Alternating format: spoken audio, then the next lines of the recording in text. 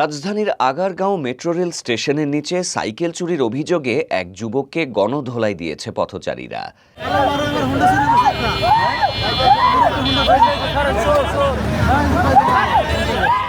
রোববার বিকেলে এই ঘটনা ঘটে। প্রত্যক্ষদর্শীদের বরাতে জানা যায়, অভিযুক্ত যুবক দীর্ঘদিন ধরে রাস্তায় বসবাস করেন। এদিন তিনি সাইকেল চুরির চেষ্টা করলে পথচারীরা দৌড়ানি দিয়ে ধরে ফেলে। মুহূর্তে উত্তেজিত জনতা মব তৈরি করে গণধোলাই শুরু করে। এ সময় ঘটনাস্থলে উপস্থিত ঢাকা প্রেসের এক সাংবাদিক বিষয়টির ভিডিও ধারণ করতে গেলে পথচারীরা অভিযোগ অস্বীকার করেন।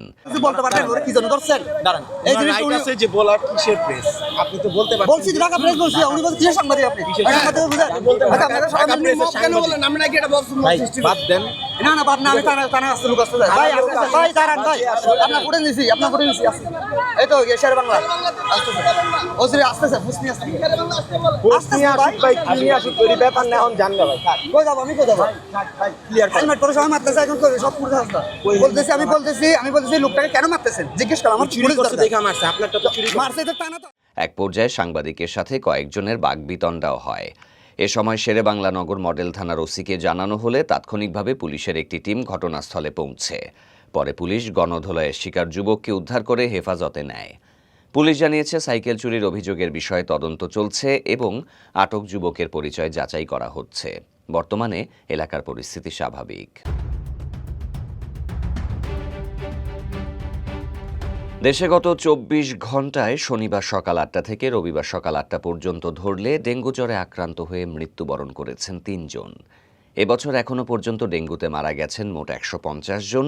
এদিকে গত ২৪ ঘণ্টায় ডেঙ্গুতে আক্রান্ত হয়েছে আরও ৬৮৫ জন। তারা ভর্তি রয়েছেন হাসপাতালে। রবিবার স্বাস্থ্য অধিদপ্তরের হেলথ এমার্জেন্সি অপারেশন সেন্টার ও কন্ট্রোল রুম থেকে পাঠানো প্রতিবেদনে জানানো হয়েছে এই তথ্য।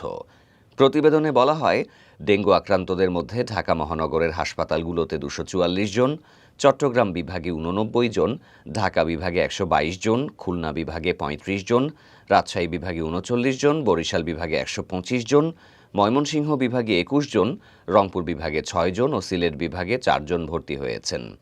ডেঙ্গুতে আক্রান্ত হয়ে এবছর এখনও পর্যন্ত ১৫০ জনের মৃত্যু হয়েছে। এছাড়া এবছর ডেঙ্গুতে আক্রান্ত হয়ে ৩৭,৮৯১ জন হাসপাতালে ভর্তি।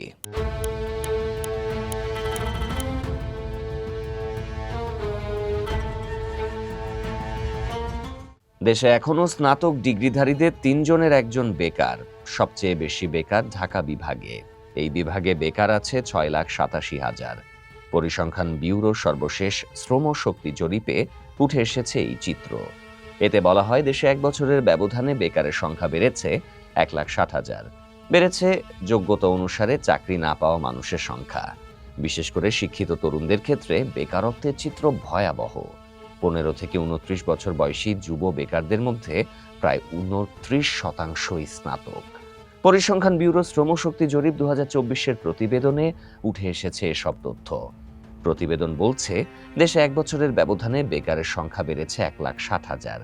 ২০২৪ সালের ৩১ ডিসেম্বর পর্যন্ত বেকারের সংখ্যা দাঁড়িয়েছে ২৬,২০,০০০-এ, যা ২০২৩ সালে ছিল ২৪,৬০,০০০।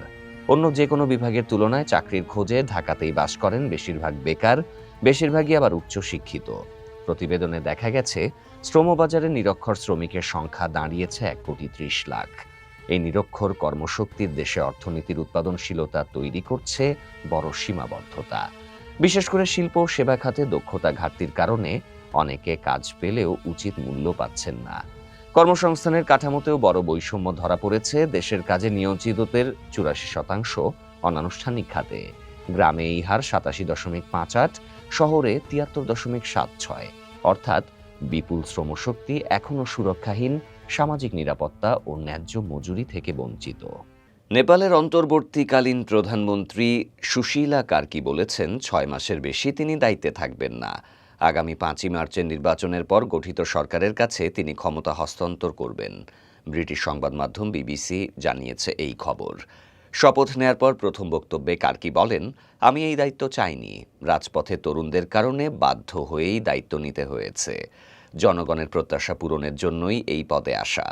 নেপালে জেনজিদের নেতৃত্বে ব্যাপক বিক্ষোভে প্রধানমন্ত্রী কেপি শর্মা ওলি পদত্যাগ করেন। আন্দোলনে প্রাণ হারিয়েছেন অন্তত 72 জন, নিহতদের মধ্যে 3 জন পুলিশ সদস্যও রয়েছেন। 8ই সেপ্টেম্বর সামাজিক যোগাযোগ মাধ্যমে নিষেধাজ্ঞার প্রতিবাদে শুরু হওয়া আন্দোলন 2 দিনের মধ্যে সহিংস রূপ নেয়। বিক্ষোভকারীরা রাজনীতিবিদদের বাড়িঘর ভাঙচুর করেন এবং সংসদ ভবনে আগুন ধরিয়ে দেন। কার্কি বলেছেন, যদি সত্যি এসব ভাঙচুরকারী নেপালি হয়ে থাকে তবে তারা কিভাবে নিজেদের নেপালি বলতে পারে, এটা ভেবে আমি লজ্জিত হই। সাবেক প্রধান বিচারপতি হিসেবে সুশীলা কার্কির পরিচ্ছন্ন ভাবমূর্তি আছে, তবে বিতর্ক তার পিছু ছাড়েনি। প্রধান বিচারপতির দায়িত্বে থাকাকালে 11 মাসের মধ্যে তিনি একবার অভিশংসন প্রক্রিয়ার মুখোমুখি হয়েছিলেন। অন্তর্বর্তী সরকারের সামনে এখন একাধিক চ্যালেঞ্জ: আইন শৃঙ্খলা পরিস্থিতি স্বাভাবিক করা, সংসদসহ ক্ষতিগ্রস্ত ভবন পুনর্নির্মাণ এবং বিক্ষোভকারী জেনজি প্রজন্মকে আস্থায় নেয়া সরকারের জন্য বড় চ্যালেঞ্জ হয়ে দাঁড়িয়েছে। কার্কি বলেন, আমাদের কাজ করতে হবে জেনজি প্রজন্মের চিন্তার সাথে মিল রেখে। তারা যা চাইছে তা হলো দুর্নীতির অবসান, সুশাসন ও অর্থনৈতিক সমতা। এক নবজাতককে ঘিরে চাঞ্চল্য সৃষ্টি হয়েছে চাঁদপুরে। স্থানীয়রা জানায়, জীবিত ওই নবজাতককে মৃত বলে পৌর কবরস্থানের কবর খোদককে দিয়ে যায় এক পুরুষ। দাফনের সময় আজানের শব্দে নড়ে ওঠে শিশুটি। এরপর তাকে ভর্তি করা হয় স্থানীয় একটি হাসপাতালে। জানা গেছে, রোববার দুপুরের দিকে ওই নবজাতককে কার্টনে ঢুকিয়ে নিয়ে আসে অজ্ঞাত এক যুবক। এ সময় শিশুটি নিথর ছিল এবং ওই যুবক জানায় শিশুটি মৃত। নবজাতকটিকে দাফনের কথা বলে গোরস্থান ত্যাগ করে ওই যুবক। পরে দাফনের আগ মুহূর্তে আজান দিলে নড়ে চড়ে ওঠে শিশুটি। খবর পেয়ে স্থানীয় গণমাধ্যম কর্মীরা নবজাতককে শহরের ফেমাস স্পেশালাইজড হাসপাতালে নিয়ে যায়। দ্রুত এনআইসিইউতে ভর্তি করানো হয়। তবে সেখানে চিকিৎসাধীন অবস্থায় গভীর রাতে শিশুটির মৃত্যু হয়। এই ঘটনাটি সামাজিক যোগাযোগ মাধ্যমে ছড়িয়ে পড়তেই নিন্দার ঝড় উঠেছে। শিশুটিকে দত্তক নিতে আগ্রহ প্রকাশ করে হাসপাতালে ভিড়ও জমিয়েছিলেন অনেকে। পৌর কবরস্থানের কবর খোদক শাহজাহান জানান, দুপুরে 30 থেকে 35 বছর বয়সী একটি অজ্ঞাত ব্যক্তি একটি কার্টনে করে শিশুকে দিয়ে যায়। শিশু মৃত, তাই দ্রুত কবরস্থ করার পরামর্শ দিয়ে যান তিনি। স্থানীয়রা বলছেন, কবরস্থানের আশপাশে থাকা সিসি ক্যামেরা ও কাছাকাছি থাকা হোটেলের ফুটেজ পরীক্ষা করলে নবজাতককে ফেলে যাওয়া অজ্ঞাত ব্যক্তিকে শনাক্ত করা সম্ভব হবে। এই অমানবিক কাজে জড়িতদের দ্রুত আইনের আওতায় আনার দাবি জানিয়েছেন তারা।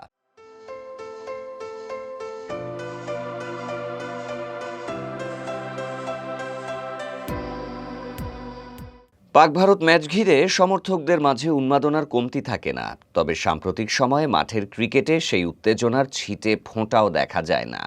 গেল কয়েক বছরে 2 চিরপ্রতিদ্বন্দ্বী দলের মুখোমুখি লড়াইয়ের ফলাফলটা যেন ঘুরে ফিরে একই। এবারের এশিয়া কাপের আগেও 2 দলের মহারণ নিয়ে কম উত্তাপ ছড়ায়নি। সম্প্রতি দেশ দুটির মধ্যকার সংঘাত যেন আরও রসদ জুগিয়েছিল। তবে মাঠের লড়াইয়ে পাকিস্তানকে আরও একবার হতাশ করল ভারত। রোববার 14 সেপ্টেম্বর দুবাই আন্তর্জাতিক স্টেডিয়ামে এশিয়া কাপের হাই ভোল্টেজ ম্যাচে পাকিস্তানকে 25 বল হাতে রেখে 7 উইকেটে হারিয়েছে ভারত। টসে জিতে আগে ব্যাট করতে নেমে নির্ধারিত 20 ওভারে 9 উইকেট হারিয়ে 127 তোলে পাকিস্তান। জবাবে ব্যাট করতে নেমে মাত্র 16.5 ওভারেই 3 উইকেট হারিয়ে লক্ষ্যে টপকে যায় ভারত। সেই সঙ্গে টানা 2 জয়ে প্রথম দল হিসেবে এশিয়া কাপের সুপার 4-এ এক পা দিয়ে রাখল সূর্যা কুমার যাদবের দল। মাদারীপুরের শিবচর পৌরবাজারে প্রকাশ্যে এক যুবককে কুপিয়ে হত্যা করার তথ্য দিয়েছে পুলিশ। নিহত রাকিব মাতবর একটি হত্যা মামলার আসামি ছিলেন। সম্প্রতি জামিন পেয়ে এলাকায় ফেরেন তিনি। ঘটনাটি ঘটে রোববার রাত 8টার দিকে শিবচর পৌরবাজারের ইউনাইটেড কমার্শিয়াল ব্যাংকের সামনে। স্থানীয়দের বরাতে পুলিশ বলছে, রাকিব ব্যাংকের সামনে দাঁড়িয়েছিলেন। ওই সময় 4 থেকে 5 জন ধারালো অস্ত্র নিয়ে রাকিবের ওপর হামলা চালায়। তারা রাকিবকে এলোপাতাড়ি কুপিয়ে পালিয়ে যায়। স্থানীয়রা তাকে উদ্ধার করে শিবচর উপজেলা স্বাস্থ্য কমপ্লেক্সে নিয়ে যায়। সেখান থেকে ঢাকা নেয়ার পথে মৃত্যু হয় রাকিবের। রাকিবের বাড়ি শিবচরের শিরুয়াইল ইউনিয়নের চরশ্যামাইল গ্রামে। রাকিব সরকারি বরহামগঞ্জ কলেজের রাষ্ট্রবিজ্ঞান বিভাগে স্নাতক শেষ বর্ষের ছাত্র ছিলেন।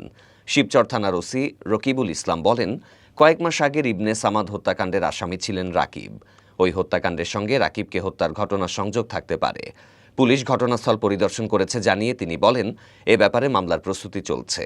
পুলিশ বলছে, আধিপত্য নিয়ে চরশ্যামাইল গ্রামের আব্দুল কালাম সর্দারের লোকজনের সাথে রাকিব মাতবরের লোকজনের বিরোধ রয়েছে। এই বিরোধের জেরে গত 6 মে দুই পক্ষের মধ্যে সংঘর্ষ হয়। এতে নিহত হন আবুল কালাম সর্দারের ছেলে ইবনে সামাদ। তাহলে আপনারা ভালো শিক্ষক কোথায় নিয়েছেন?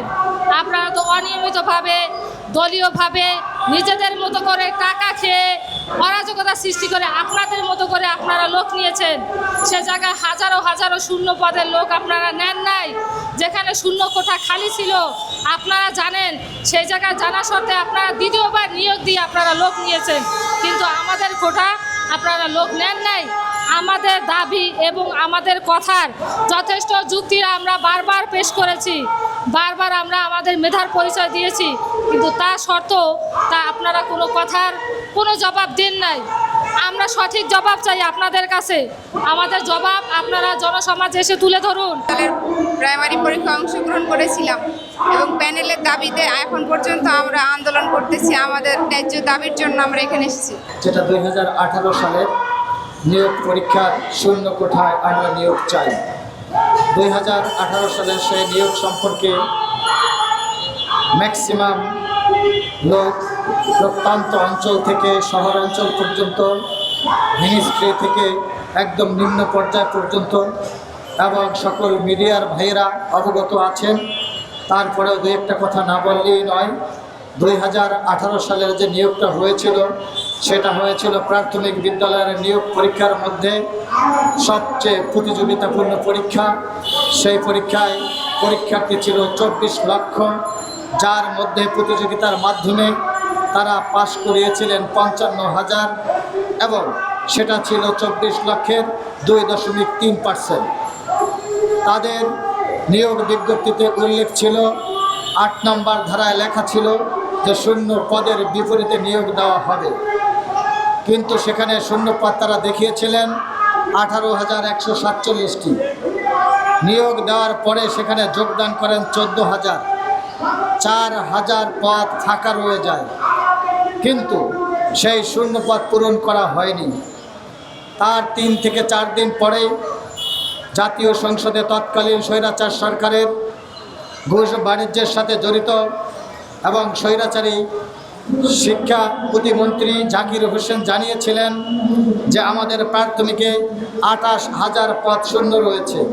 মোট 32,000 পদ শূন্য রেখে নিয়োগ কার্যক্রম সম্পন্ন হয় এবং তড়িঘড়ি করে নিয়োগ বাণিজ্য করার জন্য আরেকটি নিয়োগ তারা প্রকাশ করে এবং নিজেদের শক্তিতে বাহুবলে তারা সেই নিয়োগ প্রক্রিয়া সম্পন্ন করেন এবং প্রাইমারি অধিদপ্তর তাদের সেই স্বৈরাচারদের আজ্ঞাবহ ছিল, তাদের কথা শুনতে তারাও বাধ্য হয়েছে। কিন্তু আমরা শূন্যপদ থাকা সত্ত্বেও আমরা বঞ্চিত হয়েছি। আমরা আমাদের এই ন্যায্য অধিকার দাবি আদায়ের জন্য 183 জন এমপি মন্ত্রীর দ্বারে দ্বারে আমরা গিয়েছি। তাদের কাছ থেকে লিখিত আশ্বাস পেলেও বাস্তবে আমরা কোনো ফল পাইনি। এই আন্দোলনটি আমরা 6 বছরে চালিয়ে রেখেছি এবং আমরা গত 24 সালে 5ই আগস্টের পরে মানববন্ধন করেছিলাম, যদিও অধিদপ্তর আমাদেরকে ডেকে আশ্বস্ত করেছিলেন এবং বলেছিলেন আপনাদের দাবি যৌক্তিক, আপনাদের দাবি যৌক্তিক, আপনারা নিয়োগ পাওয়ার যোগ্য। কিন্তু সকল সুধীজন, সকল অধিদপ্তর, সকল সুশীল সমাজ আমাদের পক্ষে কথা বললেও দীর্ঘ 6 বছর অপেক্ষা করেছি। 6টি বছর পার হয়ে যাওয়ার পরেও আজও পর্যন্ত আমাদের এই ন্যায্য দাবি মানা হয়নি এবং আমাদের নিয়োগ দেওয়া হয়নি। কোন অদৃশ্য শক্তি আমাদের এই নিয়োগকে আটকে রেখেছে? কোন অদৃশ্য শক্তি আমাদেরকে নিয়োগ দিতে দিচ্ছে না? আমার একটাই প্রশ্ন, সেই অদৃশ্য শক্তি এখনও কারা বাংলাদেশে? 5ই আগস্টের পরে আর আমরা কোনো অদৃশ্য শক্তি দেখতে চাই না। আমরা কোনো বৈষম্যের বাংলাদেশ দেখতে চাই না। আমরা কোনো অন্যায়ের বাংলাদেশ দেখতে চাই না। আমরা চাই বাংলাদেশ হবে একটা সাম্যের বাংলাদেশ, শান্তির বাংলাদেশ। আমরা চাই এখানে কেউ অধিকার বঞ্চিত হবে না। শিশু থেকে বৃদ্ধ পর্যন্ত সকলে সবার ন্যায্য অধিকার বুঝে পাবে, এমন একটি দেশই আমরা চেয়েছিলাম। মুক্তিযুদ্ধের সময় একই আশা আকাঙ্ক্ষা ছিল, 24-এর আন্দোলনের সময় একই আশা আকাঙ্ক্ষা ছিল, তারপরেও যদি আমাদের আশা আকাঙ্ক্ষা আপনারা পূরণ না করেন, তারপর আমরা সেই আশা আকাঙ্ক্ষা পূরণের জন্য দরকার হয় আবার আমরা রাজপথে নামবো, আবার আমরা তাজা রক্ত ঢেলে দেব। কত রক্ত নিলে আপনারা আমাদের দাবি পূরণ করবেন, ন্যায্য অধিকার আপনারা বুঝিয়ে দিবেন, বাংলাদেশকে একটা সুন্দর বাংলাদেশ হিসেবে, ঘুষমুক্ত দুর্নীতিমুক্ত একটা বাংলাদেশ হিসেবে তৈরি করবেন, আমরা এটা চাই। আমি বিশ্বাস করি তরুণরা সক্রিয় থাকলে দেশের কোনো সমস্যায় আর অমীমাংসিত থাকতে পারে না। স্বেচ্ছাসেবামূলক কাজ ও তরুণ প্রজন্মের অনুপ্রেরণামূলক অবদানের স্বীকৃতিস্বরূপ 12 তরুণকে ইউথ ভলান্টিয়ার অ্যাওয়ার্ড 2025 প্রদান করেছেন অন্তর্বর্তী সরকারের প্রধান উপদেষ্টা অধ্যাপক ডক্টর ইউনূস। সোমবার 15 সেপ্টেম্বর রাজধানী তেজগাঁওয়ে প্রধান উপদেষ্টার কার্যালয়ে আয়োজিত অনুষ্ঠানে পুরস্কারপ্রাপ্তদের হাতে পুরস্কার তুলে দেন অনুষ্ঠানের প্রধান অতিথি অধ্যাপক ইউনূস। অনুষ্ঠানে সভাপতিত্ব করেন স্থানীয় সরকার ও পল্লী উন্নয়ন এবং যুব ক্রীড়া মন্ত্রণালয়ের উপদেষ্টা আসিফ মোহাম্মদ সজীব ভূঁইয়া। স্বাগত বক্তব্য রাখেন যুব ক্রীড়া মন্ত্রণালয়ের সচিব মাহবুবুল আলম। যুব কল্যাণ তহবিল আইন 2016 অনুযায়ী সামাজিক ক্ষেত্রে অবদানের ভিত্তিতে 5টি ক্যাটাগরিতে দেয়া হয় এই পুরস্কার। বিজয়ীরা পেয়েছেন নগদ 1 লাখ টাকা বা প্রাইজ বন্ড, একটি সম্মাননা ক্রেস্ট এবং একটি সার্টিফিকেট। এ সময় অধ্যাপক মোহাম্মদ ইউনূস বলেন, এই তরুণরাই ভবিষ্যৎ বাংলাদেশের পরিবর্তনের পথ প্রদর্শক। তাদের সেবামূলক কাজ অন্য তরুণদেরও অনুপ্রাণিত করবে। কাজী আনিস আহমেদ, পরিচালক ও প্রধান নির্বাহী কর্মকর্তা, জেমকন গ্রুপ কর্তৃক গত আয়ের উৎসের সাথে অসঙ্গতিপূর্ণ 80 কোটি 35 লক্ষ টাকারও বেশি মূল্যের সম্পদ অর্জন পূর্বক দখলে রাখা এবং তার নিজ নামে 20টি ব্যাংক হিসাবে 79 কোটি টাকারও বেশি সন্দেহজনক লেনদেন করার অপরাধ অনুসন্ধানকালে প্রমাণিত হয়েছে। এই কারণে তার বিরুদ্ধে দুর্নীতি দমন কমিশন আইন 2004 এবং মানি লন্ডারিং প্রতিরোধ আইন 2012 এর সংশ্লিষ্ট ধারায় একটি মামলা রুজুর সিদ্ধান্ত গৃহীত হয়েছে। অভিযোগ সংশ্লিষ্ট জনাব কাজী ইনাম আহমেদ, পরিচালক জেমকন গ্রুপ কর্তৃক গত আয়ের উৎসের সাথে অসঙ্গতিপূর্ণ 32 কোটি টাকারও বেশি মূল্যের সম্পদ অর্জন পূর্বক দখলে রাখা এবং তার নিজ নামে 14টি ব্যাংক হিসাবে 74 কোটি 78 লক্ষ টাকারও বেশি সন্দেহজনক লেনদেন করার অপরাধ অনুসন্ধানকালে প্রমাণিত হয়েছে। এই কারণে তার বিরুদ্ধে দুর্নীতি দমন কমিশন আইন 2004 এবং মানি লন্ডারিং প্রতিরোধ আইন 2012 এর সংশ্লিষ্ট ধারায় আরও একটি মামলা রুজুর সিদ্ধান্ত গৃহীত হয়েছে। বাগেরহাটের রামপাল তাপবিদ্যুৎ কেন্দ্রে আউটসোর্সিং কর্মচারী নিয়োগ এবং টেন্ডার প্রক্রিয়ায় অনিয়ম এবং বিদ্যুৎ কেন্দ্রের মালামাল অবৈধভাবে বিক্রয় করে অর্থ আত্মসাৎ করা সংক্রান্ত একটি অভিযোগের বিষয়ে অনুসন্ধানের সিদ্ধান্ত গৃহীত হয়েছে। এনবিআর কর্মকর্তা জনাব মতিউর রহমানকে আমি যতদূর জেনেছি একদিনের জন্য তদন্তকারী কর্মকর্তারা রিমান্ডে এনেছেন। তো রিমান্ডের কার্যক্রম চলমান আছে। রিমান্ড শেষে তদন্তকারী কর্মকর্তারা সিদ্ধান্ত গ্রহণ করবেন সেটা আরও বৃদ্ধি করার প্রয়োজন আছে কি না। এর মধ্যেই যে আমি যেটা বলেছি যে বাগেরহাট রামপাল তাপবিদ্যুৎ কেন্দ্রে আউটসোর্সিং কর্মচারী নিয়োগের মধ্যেই এই সমস্ত বিষয়গুলো রয়েছে। আমাদের এনফোর্সমেন্ট টিম এই অভিযোগগুলোর প্রাথমিক সত্যতা পাওয়াই এই বিষয়ে অনুসন্ধানের সিদ্ধান্ত গৃহীত হয়েছে।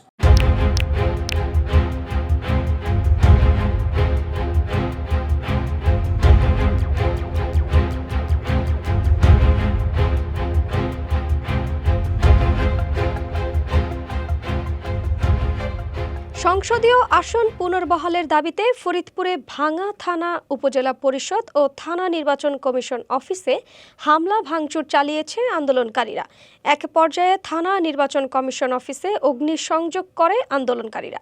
সোমবার দুপুরে ভাঙ্গা উপজেলা পরিষদে হামলা চালায় আন্দোলনকারীরা। ভাঙচুর ও অগ্নিসংযোগ করে থানা নির্বাচন কমিশনের অফিসেও। দফায় দফায় লাঠিসোঁটা ও দেশীয় অস্ত্র নিয়ে হামলা চালালে নিরাপদ জায়গায় আশ্রয় নেয় আইন শৃঙ্খলা বাহিনী। এদিকে আইন শৃঙ্খলার কাজে নিয়োজিত পুলিশ সদস্যরা বিক্ষোভকারীদের সড়ক থেকে সরিয়ে দেওয়ার চেষ্টা করে ব্যর্থ হয়েছে। জনতার ধাওয়া খেয়ে মডেল মসজিদে পুলিশ সদস্যরা অবস্থান করতে দেখা গেছে। বিক্ষোভকারীরা ভাঙ্গা উপজেলা পরিষদ ও ভাঙ্গা থানায় হামলা করে ভাঙচুর চালিয়েছে। ভাঙ্গা হাইওয়ে থানার ভারপ্রাপ্ত কর্মকর্তা মোহাম্মদ রকিবুজ্জামান জানিয়েছেন, আন্দোলনকারীরা বেলা 11টার দিকে 2টি মহাসড়ক আটকে দিয়েছে।